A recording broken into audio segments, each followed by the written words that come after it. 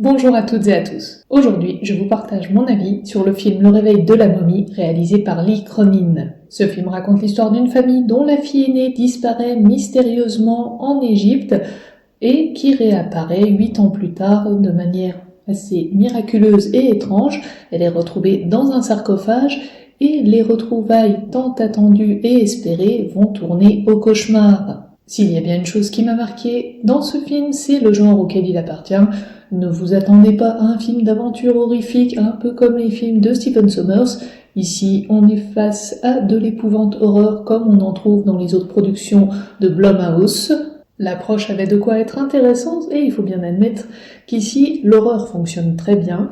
Il y a des scènes très trash, il y a des scènes qui font peur.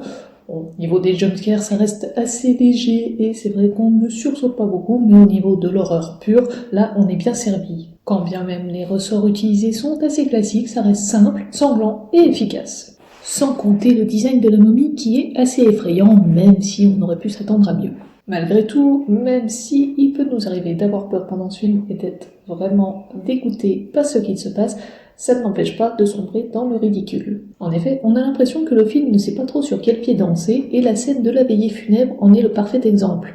Parce qu'on a à la fois un passage qui est censé être effrayant, mais avec un côté humoristique qui m'apparaît clairement assumé, mais il y a quelque chose qui fait que ça ne fonctionne pas vraiment. On a l'impression que le film a du mal à trouver le bon ton, à trouver vraiment le juste équilibre, et ça va du coup donner des scènes qui ne fonctionnent pas bien du fait qu'on s'attend à quelque chose d'assez sérieux entre guillemets, mais qui va ici paraître complètement dénaturé et ne va pas vraiment fonctionner et va plutôt tourner limite au grand guignol et au grand n'importe quoi. Et il en est de même pour le gore. Alors oui, on a des moments où c'est trash et où c'est du gore justifié, notamment lorsque Cathy, alors on peut même pas dire se scarifier, là c'en est vraiment, c'est un point beaucoup plus extrême, beaucoup plus violent, mais par moments ça va aussi dans l'outrance, avec des choses qui n'étaient pas forcément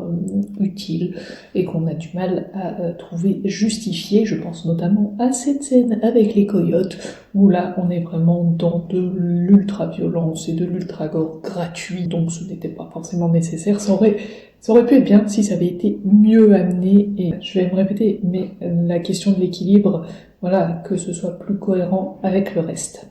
Et il y a tout cet aspect gore, mais indirect, pas ce qui est avec du sang, mais quelque chose d'assez outrancier, quelque chose de répugnant à plusieurs reprises. Si vous n'êtes pas à l'aise dès qu'il est question de fluide corporel, sachez que ce film n'est pas pour vous. J'ai passé quelques moments à regarder le plafond de la salle de cinéma, parce qu'il y a des choses qui ne me plaisent pas du tout, qui me répugnent. J'ai du mal à voir sur grand écran, donc je ne regardais pas et je trouve que c'était un petit peu too much à certains moments. Et c'est d'autant plus dommage parce qu'en fait, la première séquence donnait bien le ton. Je trouvais justement qu'il y avait ce côté violent, surprenant, puisqu'on ne s'attend pas vraiment à ce que la scène se termine de cette manière, et j'ai trouvé cette irruption violente très intéressante, mais le film ne reste pas sur cette forme de subtilité avec quelques sursauts sanglants et trash. Ça va vraiment basculer dans quelque chose de trop, qui est dans l'outrance, qui est exagéré, et ça c'est dommage. C'est pareil du côté des personnages, autant on a des acteurs et surtout des actrices, puisque le film est majoritairement porté par des personnages féminins, on a un casting qui est très bien, mais on a du mal à s'accrocher aux personnages, puisqu'il y a certaines de leurs actions qui sont peu étonnantes. Alors évidemment, on peut comprendre le point de vue de la mère, mais en même temps, il y a quelque chose d'assez étrange, même dans le fait de se dire la gamine, c'est bon, on voit l'état dans lequel elle est, mais on va la ramener avec nous. Je sais pas, il y a quand même quelque chose, moi, qui m'a dérangé, ça paraît trop simple. Et aussi, petite question toute bête, mais comment ils ont fait pour la ramener au Nouveau-Mexique ? Vraiment, ça c'est une question qui m'est venue après, et je me suis dit, mais il y a quand même un truc qui va pas. Enfin, comment ils ont fait ? Comment ils ont passé la douane, par exemple ? Comment ils ont fait ? Vraiment, j'ai envie de savoir ça. C'est le genre de détail qui ne sert à rien, hein, vraiment.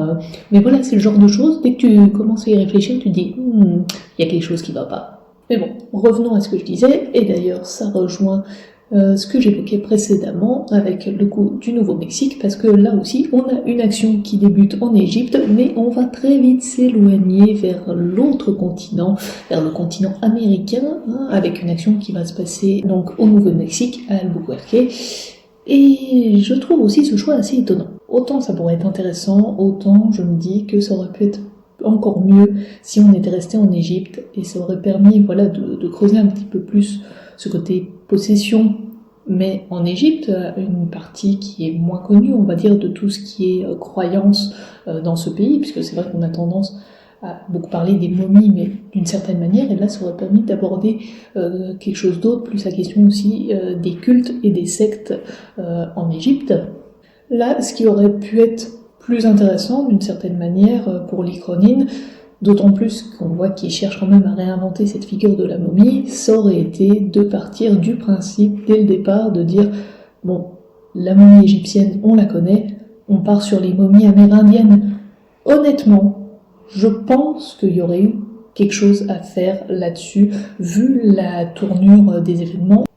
Alors, vous allez me dire, c'est totalement un autre film. Je suis d'accord, mais voilà, vous voyez que quand on y réfléchit, il y a des choses qui auraient pu fonctionner peut-être un peu mieux, et ça aurait sans doute aidé, puisque là, bon, pourquoi pas, on va dire que le côté Égypte, c'est ce qui va raccrocher cette momie que l'on connaît habituellement, qu'on a l'habitude de voir au cinéma, puisque c'est vrai qu'on est plus habitué à ce genre de momie, comme je l'ai dit, plutôt que à tout ce qui va être relatif aux momies amérindiennes. Ça pourrait être intéressant justement d'aller creuser plus loin et d'aller voir une autre mythologie en fait, et de creuser un peu plus un autre folklore. Vu les libertés qui sont prises ici, ça aurait été plus cohérent à mon sens pour avoir un bon film. Et je terminerai en disant quelques mots sur l'utilisation de la double focale.